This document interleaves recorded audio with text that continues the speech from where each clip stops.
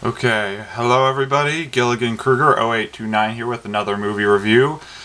Before I get into this one, I'd like to apologize for the poor editing of my 500 Days of Summer review. I was rushed on that one, that's why it kind of looked sloppy. Sometimes I had to edit stuff out too early, other times too late. Overall, that was not a good effort. I didn't really want to go back to filming it. A bit lazy on my part, so sorry, but that's my apology. Now that I have that out of the way, let's jump right into my newest review, Limitless.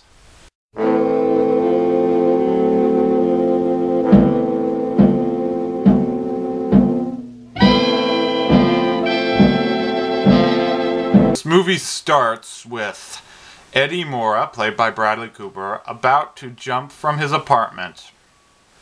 Now, we don't know what's really going on when we first see them, only that we're hearing knockings from his door and threats to kill him. So, that scene doesn't last long, though, as we're flashed back a few months to see a very different Eddie, who is just having the worst of luck.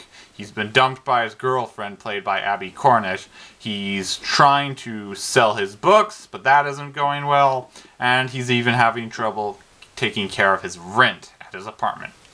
Things are going pretty badly until he meets his ex-brother-in-law, Vernon, played by Johnny Whitworth.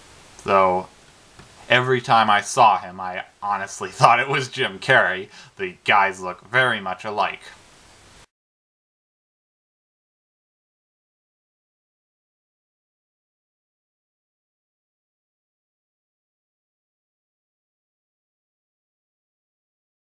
But anyway, Vernon explains that he has a drug that can help Eddie out. See, humans only use about 20% of their brains, but if you have this drug called NZT, you're capable of using the full 100%.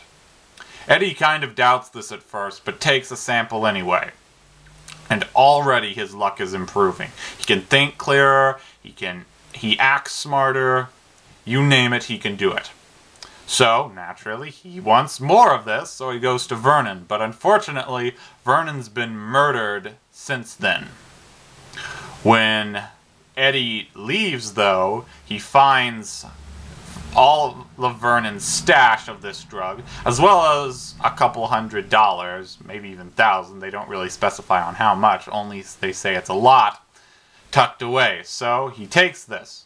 Over the rest of the movie, he's slowly but surely taking the NZT, and the story revolves around what that is leading him to become.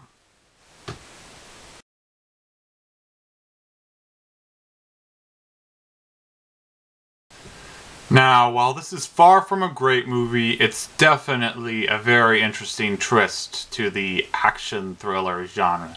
The performances are strong, the story is full of surprises, and the direction and cinematography are great.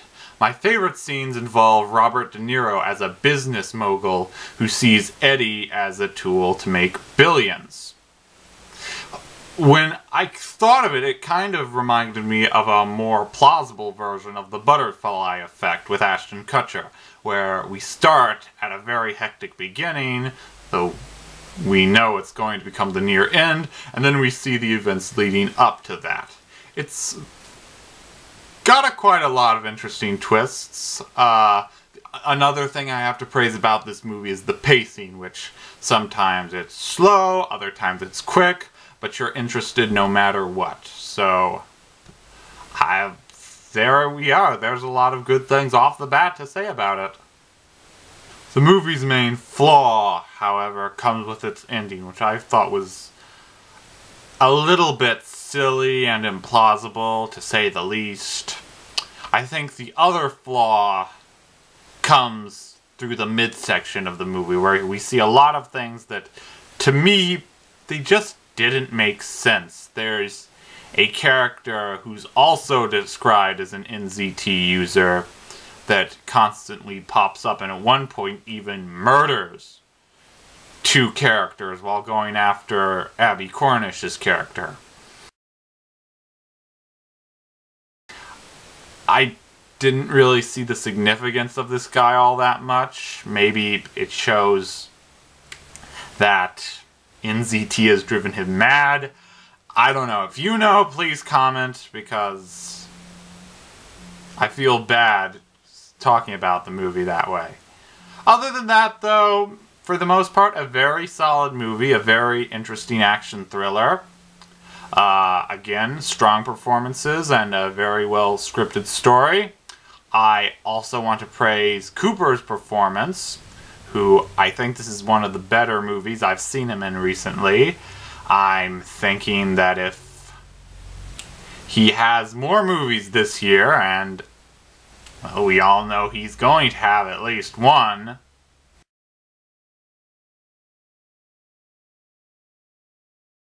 then this is a very good start to the year.